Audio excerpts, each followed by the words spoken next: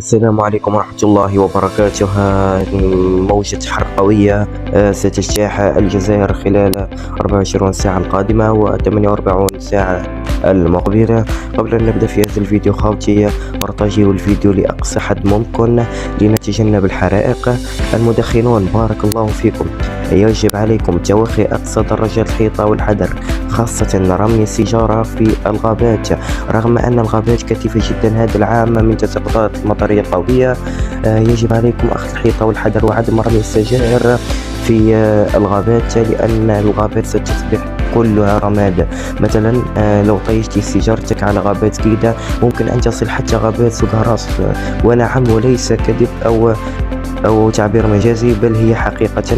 يعني خذوا حيطتكم وحذركم، خاصة على رمي السيجارة في الغابات. الحيطة والحذر مطلوبة، ويبقى العلم لله وحده.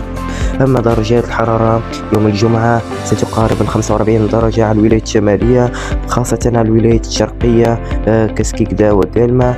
يوم السبت تبقى درجات الحرارة كما يوم الجمعة، ستقارب إن شاء الله تعالى 46 درجة. الولايات الداخلية من 33 إلى 43 درجة. أما الجنوب الكبير أضرار على ولايات أضرار تمنراست، جانت، تندوف وبرج باجي مختار، درجة الحرارة ما بين 40 إلى 47 درجة، ويبقى العلم لله وحده. ونوصيكم والعودة المدخنون بارك الله فيكم، يجب عليكم توخي أقصى درجات الحيطة والحذر. وهذا